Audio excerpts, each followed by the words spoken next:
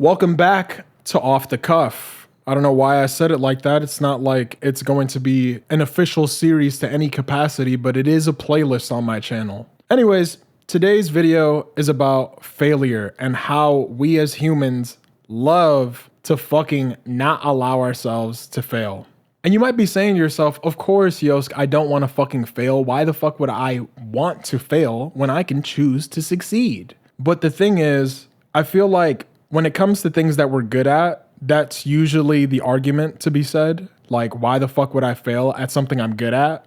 And that's not what I want to discuss. I want to discuss the stuff that we want to be great at, that we're new at, but we refuse to fail at. For instance, music is a big thing for me. It was super fun when I first started doing music because when you just start something, you feel like, oh, I don't really care about the pitfalls or the failures or how I'm doing this wrong because every single day is a learning experience. But then eventually there comes a point with a particular hobby that we invest a lot of time in. And there comes the question of, am I taking this shit serious or am I having fun with it? No matter how long you've been into that hobby, when that question arrives, and you choose wrong and you decide to make it a serious endeavor, that is where failure no longer becomes an option.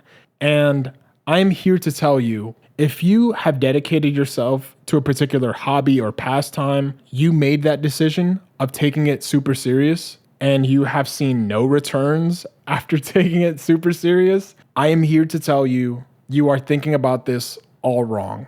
And that was such a fucking roundabout way of saying that, but I speak from my own experience, and when I decided to take music serious, I ended up releasing less music, working on less music, avoiding making music in the long run. I would take long ass hiatus because it became work. It didn't become fun. And of course, when you're learning a particular skill, there is some type of work integrated into it, but just because work is integrated in it doesn't mean that there can't be any types of fun. What I'm trying to say is failure is a huge process that we cannot underestimate and try to skip.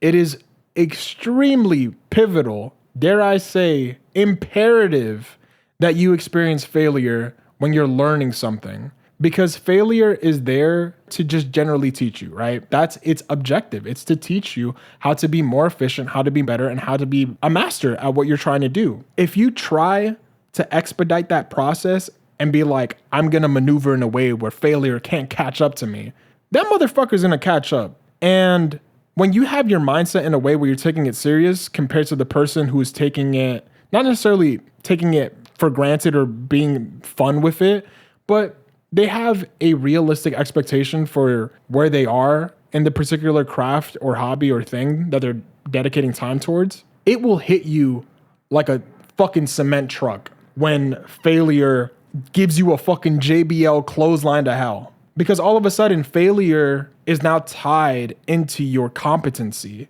And when you fail, now you are incompetent. When you fail, now there's self-doubt. Maybe I'm not cut out to be a music producer. Maybe I'm not cut out to be an artist.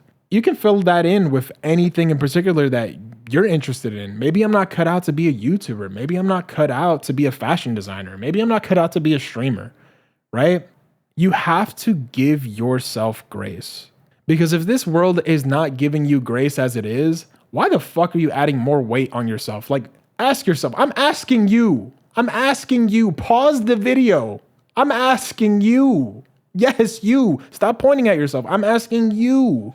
Why would you put more weight on yourself when the world has already put fucking 50 kilos on your back? I share this because I want everyone and anyone who comes across this video to know, stop being so hard on yourself. Like, there's a time to be easy on yourself, and there's definitely a time to be hard on yourself. But when it comes to things that we're learning, setting a grand expectation of what it is supposed to be, and you barely know how to do X, Y thing, like is insane to me. Like, I barely know how to master my projects. You know what I mean? And I'm being hard on myself about making a fucking musical project by the end of the year. I barely know how to master. And I'm not saying that the goal that I have is unrealistic. It is pretty realistic. It's just that I can't go in with an expectation that I'm a master engineer and I am going to get it done and this and that, and it has to be by this standard. Like, it's like, I don't even know what the fucking standard is. Especially considering when my best work is always changing at a day-to-day basis. If your work is changing at a day-to-day basis, that is a strong indicator that you have to loosen your fucking grip and loosen the weight that is currently bestowed of you to carry, because clearly you're not at a proficient level yet.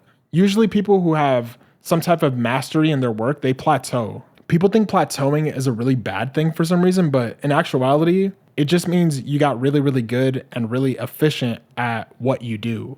And the next new thing to learn isn't really obvious. You know what I mean? Ultimately, what I want to say is slow the fuck down and allow yourself to fail naturally. Stop trying to be that person that is trying to estimate when failure is going to happen and prevent it. And when you don't prevent it, all of a sudden you feel like even more of a bag of shit than you initially did when you failed.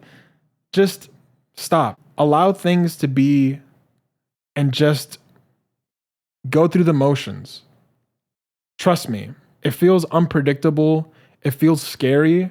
But one thing that you will notice when you do commit to this path is that it will feel natural compared to the alternative of the cement shoes you've been walking in. Trust me and believe me when I say that. Give yourself grace. That's pretty much all I wanted to say in today's video. Thank you for tuning in. Thank you for engaging. And I hope you like these videos as much as I love to make them. I've been Yosk. Deuces, y'all.